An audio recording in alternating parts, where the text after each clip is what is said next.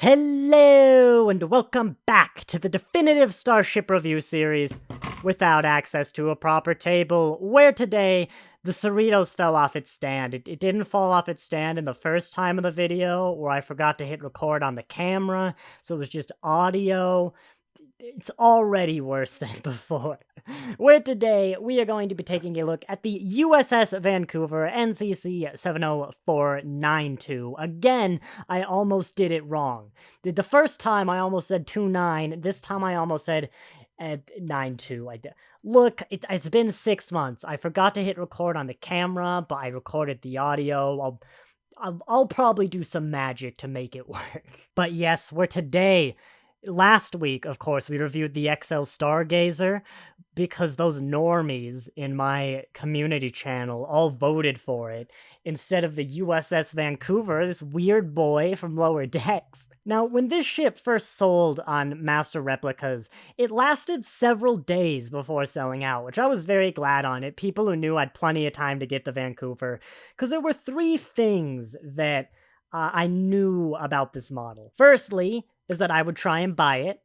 Secondly, is that if I got a hold of one, I would do a video on it, because of course I would.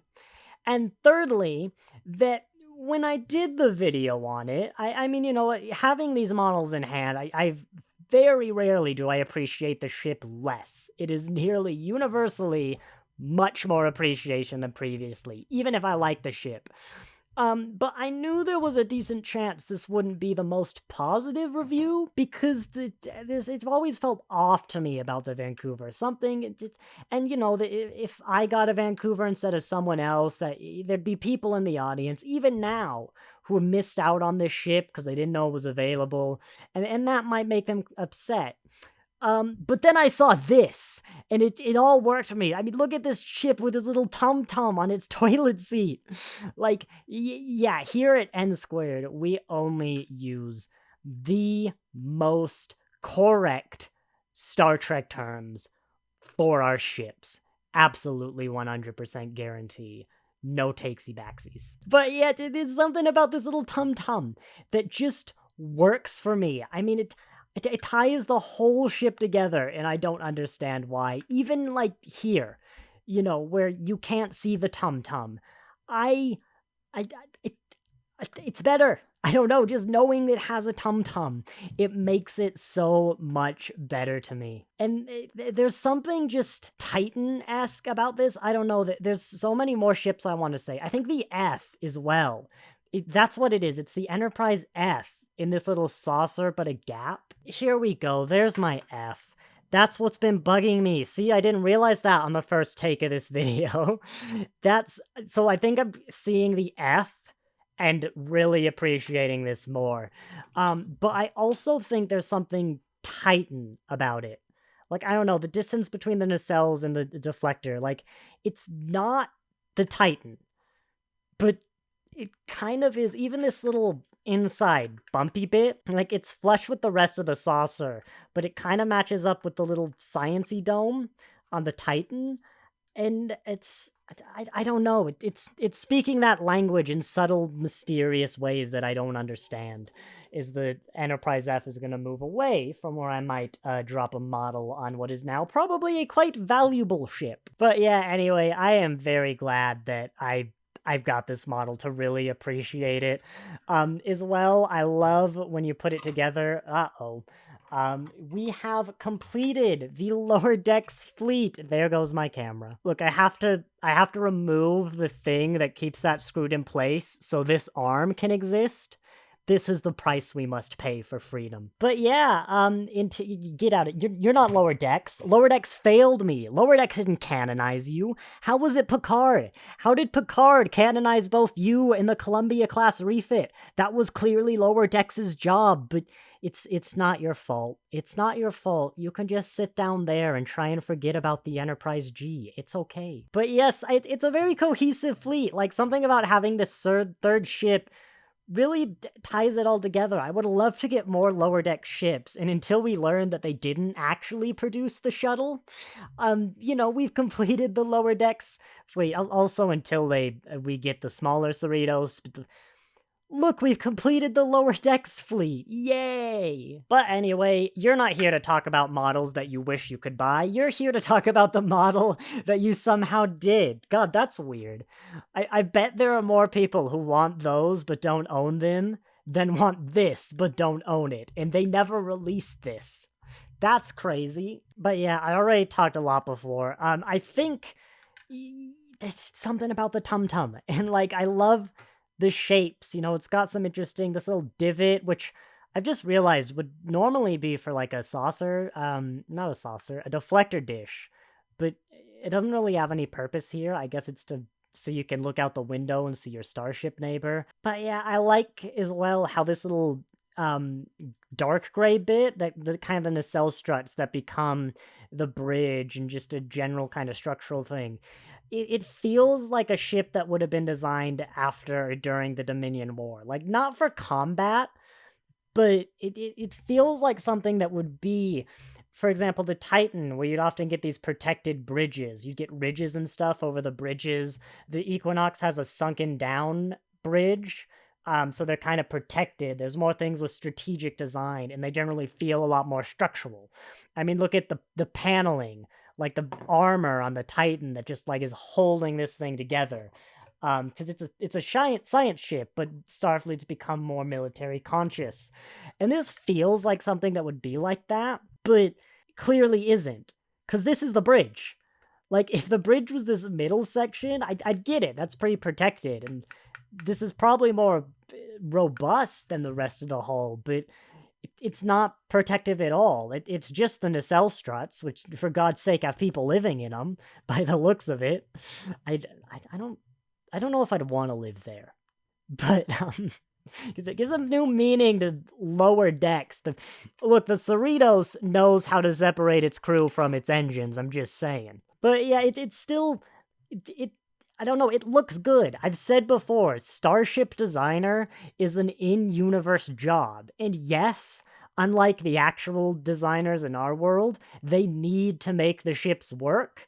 The designers like to make them look like they work, but they actually have to figure everything out. But they also want them to look pretty. I mean, look at this thing. You think this is function and pure? No, this is form assisting function. This is a work of art. Like, if the designer thought this looked cool, bam, you've got a starship. We're in a post-scarcity society. What are you going to do about it? And yeah, I think maybe not having a secondary hull helped with that. You've got this little deflector dish, which I think it's Titan. I don't know. It reminds me of this thing. Like, that makes it feel Titan. I don't know why I get Titan vibes from this. The toilet seat, whatever this is, it kind of makes it seem more defensible. There's little defensible areas in here. But yeah, I like it. I like the Vancouver. I've also just realized it was probably named by the same mysterious Pacific Northwestern writer. If you don't know, there's a writer from the Pacific Northwest, where I'm from, who is very proud of this fact. Specifically, they're from the western side of the state, I'm very confident. How do I know this?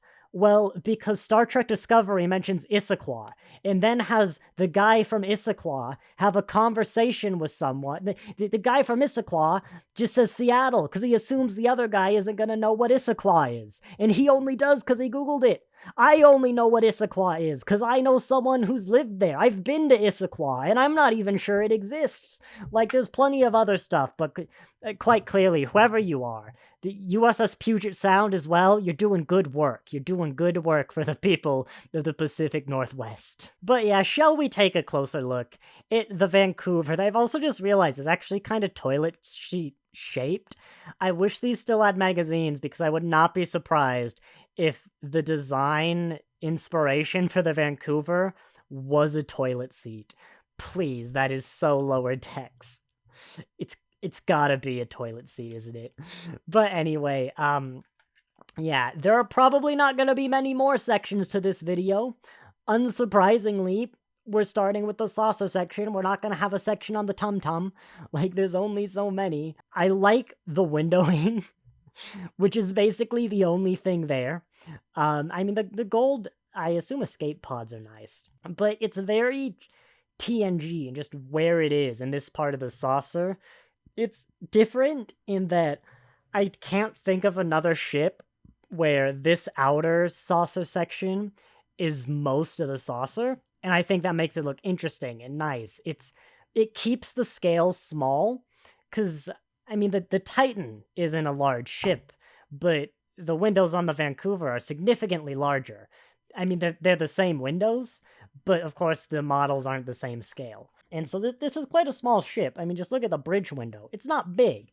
And so this really makes it help feel lived in. More of that. If the Enterprise D was the cruise liner in space, this is the budget cruise liner in space that puts all of the work into the window dressing. No pun intended, until I realized it was a pun, and then I intended it absolutely. And the window dressing that just makes the cruise feel 3 times more expensive than it actually is. That's the kind of vibe, and I love that. That's what this little shabby post-Dominion War Star Trek should be for these little whatever science ships, whatever the Vancouver does. They don't have colored stripes other than the Cerritos. How am I supposed to? Oh my god. That's why the Titan has a blue phaser strip, isn't it? It's because it's a science ship.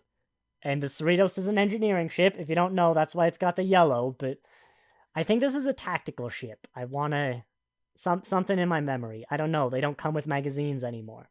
And what am I going to do? Read Memory Alpha? I'll get distracted by the parking brake page again. But yeah, of course, as it is Eaglemoss? As it is Eaglemoss, these beautiful windows are misaligned, if I can get the camera right. It's very hard to tell, which is why I don't mind. You have to get the light exactly, and even then, I can kind of only see it because I know they're there. Just something about the colors of the windows, the hull, and the density, the sheer density, I think. It really makes it hard to spot. It's weirdly bumpy. I honestly don't know why they engraved these windows, especially with their reputation. Even these ones are... I didn't realize these ones were engraved until I rubbed my finger over them just now. Every window is engraved, and you've missed all of them. But yeah, I don't really mind so much. Totally unlike, you might have noticed that this bridge feels really weirdly high. This is like a 2-deck bridge section.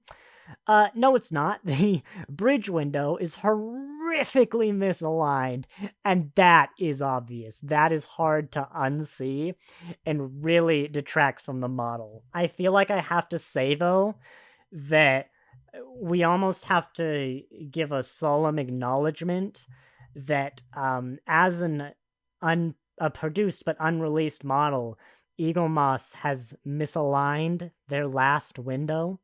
It's been a long storied tradition of misaligning their windows and botching their paint jobs. I mean, I didn't mention it in the video, but my Stargazer nacelles, even though they look incredibly wonky on the viewfinder, are not wonky at all. I won a lottery there. But, the long storied history of misaligning windows, and they'll never do it again, is what I'm going to keep telling myself until I get the 32nd century ships and they all probably have misaligned windows. But until that day, Eaglemoss has misaligned their last window. Don't cry. I got your Tum-Tum. I'll scritch your Tum-Tum. I've also just realized that these windows, I think, are very clearly just on the ceiling. Like, sure, these are pretty slanted. You want to see your window neighbor, but these windows are just on the floor. I know the gravity can go however you want. Like, this is a slant, sure. These are really slanted windows, like 10 forward, but Eaglemoss, Mike McMahon, this is just the floor. This is just floor windows. I'm okay with that. And another thing is these lines are weirdly misaligned. Like on the top of here, I don't know how common that is, but like, I don't know, it's having a heart attack. You're like flatlining, and then boop, it's the little brief sign of life, and then Tindy's gonna squish your heart all better, and we're all gonna laugh about it. But moving on, more to this structural bit, I guess we'll call it. I kind of like this look of the impulse engines just slammed in there.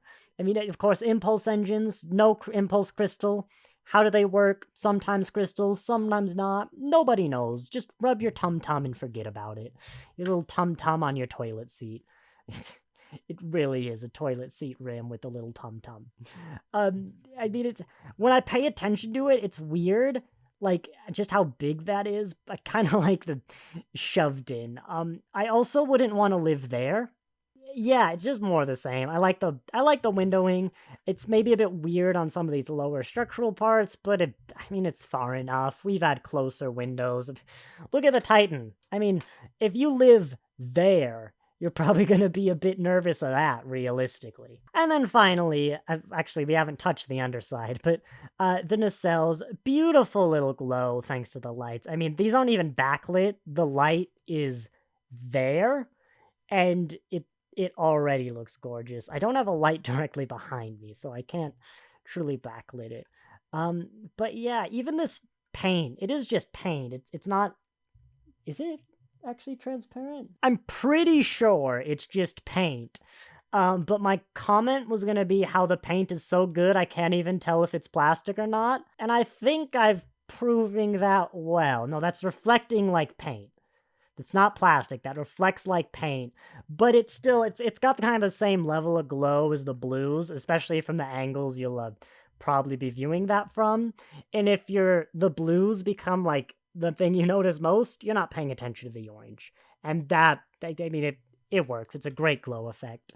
Same as well, impulse engines. I mean, they're just red. You're never really going to look at it like that, but that's what impulse engines are. And moving on to the toilet seat, I'm going to look this up because I swear its design philosophy was a toilet seat.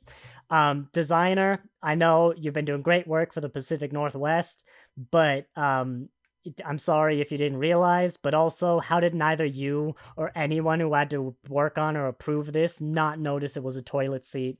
I bet Mike McMahon did, and that's why he approved it. But yeah, I'm really digging this kind of goldy brown that they're using for the escape pods. This Aztecing as well.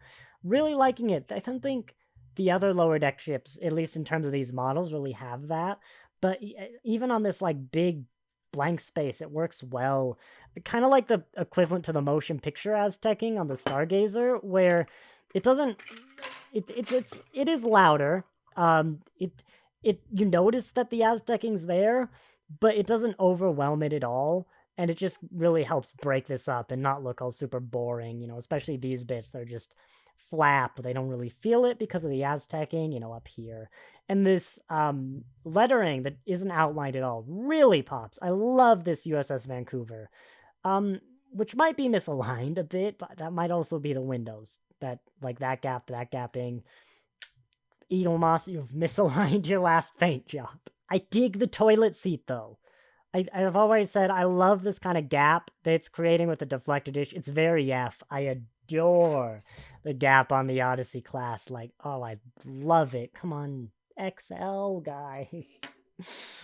I don't know. It's something about the toilet seat works. And, like, your CBS all-seeing eye is, like, metaphorical for some sort of, like, a fear of an eye at the bottom of the toilet, like with the drain and stuff. It's looking up from the water. You wouldn't know, but it's like looking up right at your butt, like the little CBS eye with your toilet seat with a little tum-tum. And all this stuff it's almost like the lip on some toilets where, like, right in the middle, the toilet seat doesn't go all the way around so you don't pee on it. Which audience members who don't have a penis might not have realized that, but that's why they're there. Is that gendered? If your building has gendered bathrooms, do the female toilets not have that?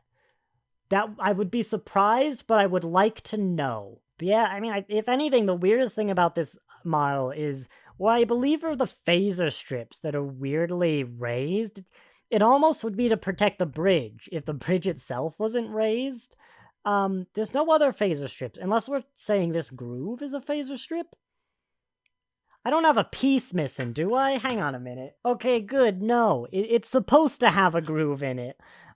Maybe that's the phaser, though. I'm not 100% sure.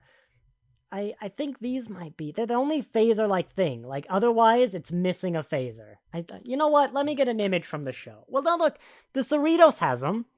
Yeah, the Cerritos has these little bumpy bits, but it also has a phaser strip. I think those are something else. I wish it had a visible phaser strip.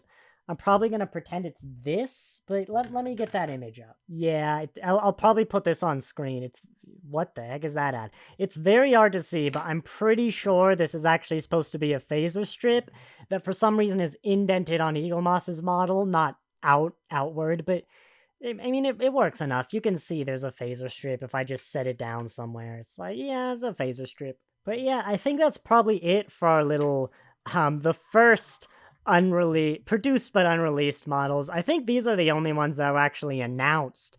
I'm very happy to have gotten both. It was very easy as well.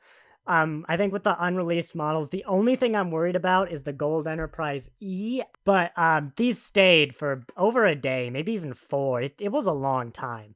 If you wanted to grab them from Master Replicas, you could. That should be true for all the produced but unreleased, because, you know, they've got thousands in stock. So I'm very happy we can at least get a little bit more Eaglemoss before the things finally run dry, and I have to feel sad because Corgi doesn't have the North American license. I mean, even these, I buy them the same day as the rest of the world. Like, within 5 seconds of everyone else who bought these ships, I purchased them as well, and I am still beaten out a few weeks by the UK market getting them earlier. Even the East Coast gets me out by a week. I'm like, there's some fan in Alaska really butthurt that I'm gonna say this, but I'm like the last person in the world to get these ships. But anyway, yeah, as we just give the Vancouver a good little scritch in its tum-tum, let it know that it's good. It's a good little tum-tum. I'm going to say thanks for watching, and I'll see you next time. Who's your good boy? Who's your good little Vancouver? Who's your good boy?